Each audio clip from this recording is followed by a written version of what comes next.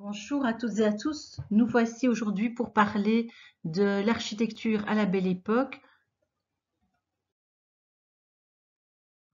Dans un premier temps, nous avons parlé de l'éclectisme. Nous parlerons aujourd'hui de l'Art nouveau en Belgique, avec essentiellement Victor Horta, mais il y aura aussi un autre architecte. Alors, à Bruxelles, surtout, nous avons des bâtiments Horta, par exemple, ce magasin, avec cette devanture, mais il crée aussi des maisons. Vous remarquez une ligne sinueuse, comment est-elle appelée? Je ne sais pas si vous savez. Alors, pourquoi aussi mettre ces lignes sinueuses, soit en façade, soit dans des lieux de passage, et moins à l'étage ou dans des lieux plus retirés? Pourquoi? Voilà, regardez cette magnifique ligne courbe qui s'appelle, que l'on va appeler la ligne en coup de fouet. Alors, c'est une ligne, ici vous remarquez sa maison, donc personnelle, qui date de la fin du 19e siècle et vraiment le début, elle est terminée en 1901. À gauche, sa maison personnelle, à droite, son atelier. Cette ligne courbe, sinueuse, en coup de fouet, sera un élément caractéristique de l'Art nouveau, mais malheureusement, comme il coûte cher à fabriquer, c'est chaque fois une fabrication euh, pour la maison en question, eh bien, ça coûte cher, c'est un travail particulier, presque d'orfèvre. Alors, on montre ces lignes, ces courbes qui coûtent cher, en façade, surtout en bas, ou dans des lieux de passage, et moins, puisque c'est un signe de richesse, tout le monde sait que ça coûte cher de faire un... Alors ici, je vous demande de retrouver deux formes qui sont finalement inhabituelles dans des maisons bruxelloises, au niveau de la porte. Vous remarquez que deux formes s'imbriquent. D'une part, le cercle qui s'imbrique dans la porte rectangulaire, et il y a ce côté asymétrique, donc le rond qui est décalé. Et cette forme ronde se retrouvera que ce soit dans les fenêtres ou dans les affiches de Mucha, par exemple. Voici Victor Horta. Voilà, c'était professionnellement quelqu'un qui travaillait énormément, qui était très inspiré, qui avait travaillé chez Bala, qui était l'architecte royal. Et il s'inspirait donc, qui avait construit par exemple les serres de Laken. Donc il s'est inspiré de son expérience chez Bala. Il s'inspire aussi du Japon, hein, pour le côté végétal. Euh, Son objectif est d'apporter un maximum de lumière grâce au métal et d'apporter aussi un certain confort. Donc il va maximiser l'espace grâce notamment au métal. Alors, ça c'est professionnellement. Maintenant, personnellement, c'était quelqu'un, voilà, de très ambitieux qui a utilisé ses relations avec les francs-maçons. Donc, il était franc-maçon lui-même et grâce à cela, il a eu de nombreuses commandes. Maintenant, pour sa vie familiale, c'était quelqu'un de, voilà, pas très respectueux. Sa première femme, il l'a laissé mourir presque dans la pauvreté. Sa fille s'est suicidée. C'est plutôt quelqu'un qui se consacre à lui-même et à son œuvre. Alors, la richesse est montrée dès le départ, dans l'entrée. Vous voyez des verres qui viennent d'Amérique, des poignées, comme on l'a dit, travaillées, des pièces uniques, le bois qui venait des colonies, par terre le marbre. Donc, à gauche et à droite, vous avez deux miroirs qui se font face et donc qui vont amplifier l'espace. Alors, vous remarquez que la rampe et le garde-fou commencent à la quatrième marche. Alors, je vous demande pourquoi. Alors, ici, il y a une colonne sur votre gauche qui sert de soutien, donc à l'étage. Elle a une double fonction, laquelle? Et le numéro 3, à quoi pourrait servir ce petit espace derrière cette colonne? Eh bien, la rampe, il n'y a pas de rampe jusqu'à la quatrième marche parce que cela agrandit l'espace aussi. Sinon, ça aurait été rétréci, guidé. La colonne est aussi un radiateur qui permet de réchauffer l'espace qui est assez froid à cause du marbre. Et derrière ce chauffage, il y a en fait un petit siège pour le chauffeur qui pourra attendre quelqu'un. Donc tout est pensé, tout est organisé pour avoir parfois des doubles fonctions et agrandir l'espace. Voilà la salle à manger. Alors, au niveau de la salle à manger, sur votre droite, vous avez des décorations, des hauts-reliefs, notamment une série de femmes. Ici, la principale qui est au centre, vous voyez, a deux caractéristiques, à la fois un compas et une maison, un édifice. Que pourrait symboliser cette personne?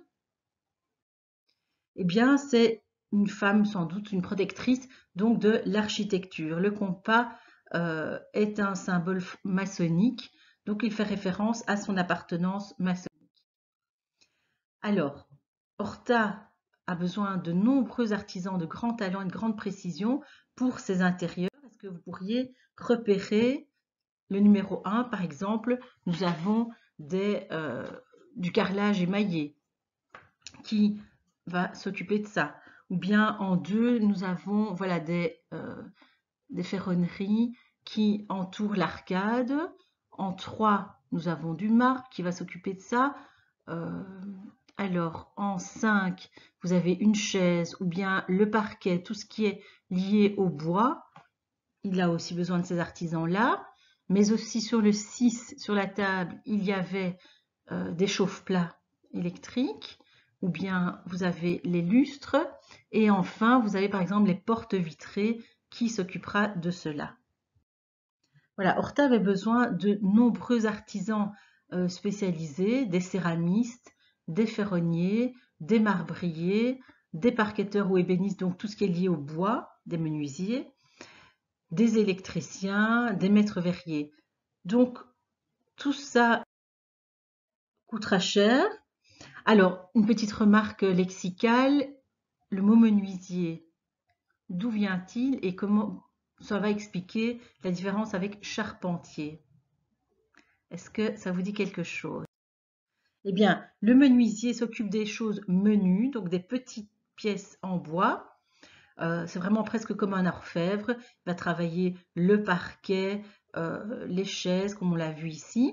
Et alors, le charpentier s'occupe des grosses charpentes, des longues pièces en bois, que ce soit pour les poutres ou les structures de navires. Voilà, menuisier. De même, quelle est la différence entre forgeron et ferronnier?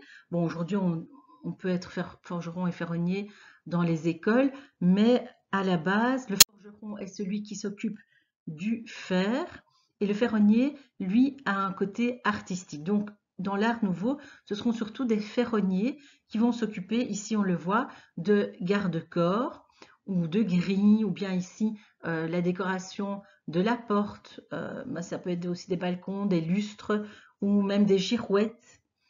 Tout ça est fabriqué par le ferronnier. Horta a aussi besoin de garnisseurs, par exemple pour ses canapés. Alors, au sujet justement de tout ce qui est tissu et papier peint, quel motif reconnais-tu sur ce papier peint? Ici, c'est la chambre de Victor Horta. Voilà, vous le reconnaissez, un motif floral. Ce sera typique du style Liberty. Il faisait venir d'Angleterre ces papiers peints. Nous avons parlé de William Morris, je ne sais pas si vous vous souvenez, en parlant des pré-raphaélites. La seconde vague s'était occupée de décorer la beauté partout, de décorer des miroirs ou de créer des papiers peints. Et William Morris, justement, créait ce genre de papier peint avec des fleurs. Regardez comme c'est joli. Magnifique, le style Liberty, très floral. Donc, jusqu'à présent, on retient bien le côté moderne avec de l'électricité, que ce soit dans les chauffe-plats, les sonnettes ou dans les radiateurs. Le côté moderne aussi pour l'utilisation du métal apparent, hein, où voilà, il va obtenir, donc grâce au métal apparent, un espace agrandi. De même, grâce aux portes coulissantes. Ça, c'est pas neuf, mais ça agrandit l'espace. La nouveauté, c'est aussi le côté homogène. Tout est prévu. Les lampes, les meubles, les tapisseries, même les vêtements des habitants ou les poignées de porte, tout doit être cohérent. Voilà, encore cette homogénéité que vous observez. Alors, il y a le côté confort aussi, propre à Horta.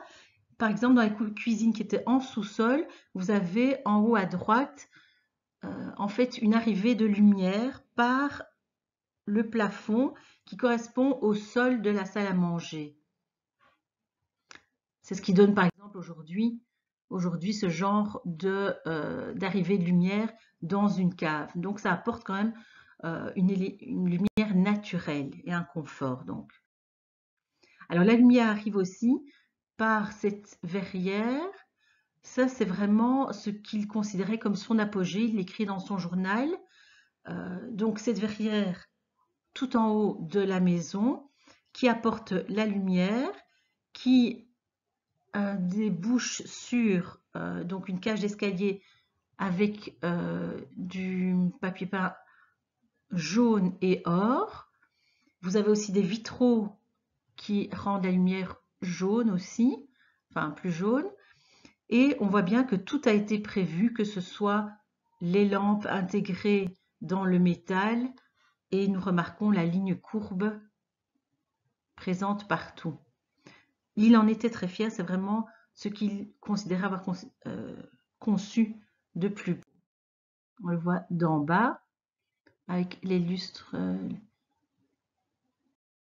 Alors, justement, que remarques-tu par rapport à la largeur de l'escalier? Le numéro 1, nous sommes à l'entresol, nous montons. Et le numéro 2, on arrive tout doucement, on est au niveau de la chambre de Victor Horta. Eh bien, vous remarquez que les marches du 1 sont plus larges que les petites marches du haut. Et donc, finalement, on rétrécit l'escalier de chaque côté pour avoir cette forme d'entonnoir et laisser entrer la lumière. C'est ce qu'on va appeler un puits de lumière. Alors, le matériau utilisé ici pour soutenir, ça aurait pu être une colonne en marbre, non. Il choisit le fer parce que c'est plus restreint, ça demande moins d'espace, ça soutient tout aussi bien et c'est un matériau qui ne coûte pas trop cher et que l'on peut travailler rapidement. Donc des tas d'avantages. Mais c'était nouveau pour l'époque d'utiliser le fer dans une maison particulière. C'était plutôt pour des usines. Alors, nous retrouvons une beauté végétale et toujours cette utilité constante.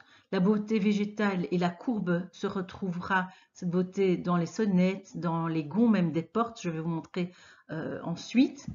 Dans les têtes de lit, les paravents, les meubles, les lampes, voilà, tout est courbé. Vous le voyez ici dans les vitraux, la sonnette, les gonds, tout est courbe et référence au végétal. Une lampe. On voit que tout a été conçu par Horta déjà dans ses dessins. Ici aussi dans le paravent avec cette inspiration japonisante. Alors une remarque sur Schaerbeek. Schaerbeek à la fin du 19e siècle, au départ c'était un village un peu en périphérie de Bruxelles. Et puis il y a un grand essor démographique. On construit aussi de larges avenues avec des arbres, des parcs, une gare. Et donc finalement, tout ce confort va faire venir la bourgeoisie à Schaerbeek qui devient un faubourg élégant et prospère. C'était vraiment un quartier très chic. On avait par exemple l'avenue Louis Bertrand à la Belle Époque, que vous reconnaissez encore aujourd'hui.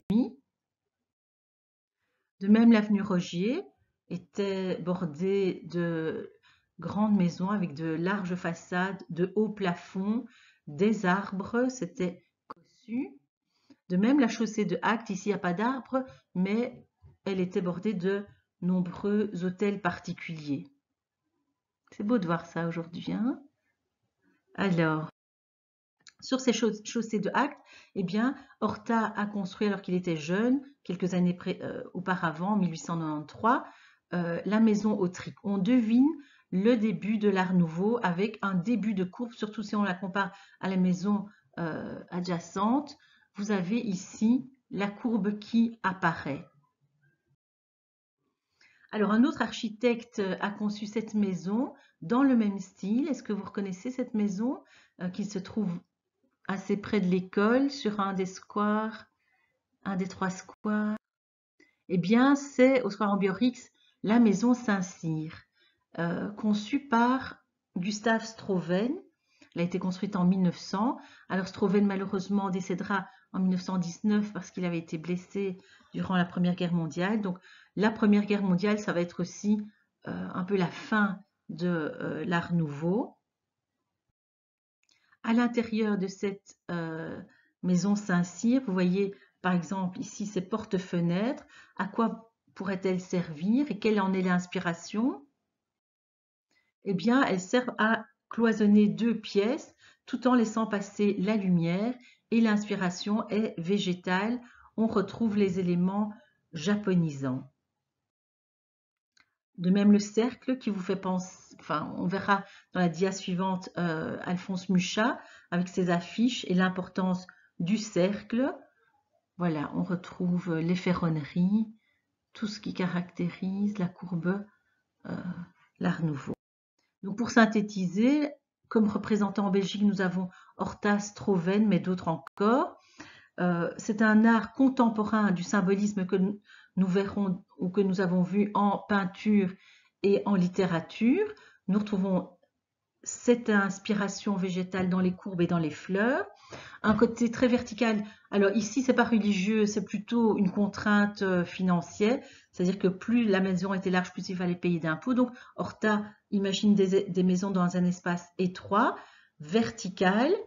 Alors, cette verticalité peut être obtenue grâce au métal aussi, qui permet d'ouvrir l'espace, de faire communiquer des pièces et donc de faire entrer la lumière. Tout ça de manière légère et peu chère et rapide. Il veut penser à tous les détails de la vie quotidienne. Pour cela, il a besoin aussi d'une série d'artisans, mais finalement, que ce soit des ferronniers, garnisseurs, on a parlé des céramistes, des menuisiers, des maîtres verriers, tout ça coûtera très cher et c'est ce qui sonnera le glas de l'Art Nouveau, puisqu'on va le remplacer par quelque chose de plus carré, plus droit, l'Art déco. D'autre part, Horta recherchait quand même un certain confort. On ne l'a pas vu, mais par exemple, dans sa chambre, il y avait des toilettes. Entre la cuisine et la salle à manger, il y avait un passe-plat. Nous avons des aérations dans la salle de bain où le bain pouvait être aussi chauffé, enfin l'eau du bain pouvait être chauffée. Donc il pense vraiment au confort. Nous verrons d'autres représentants dans la vidéo suivante de cet art nouveau en France ou en Espagne. Et malheureusement, donc, la prochaine grande innovation en architecture sera le béton. À bientôt!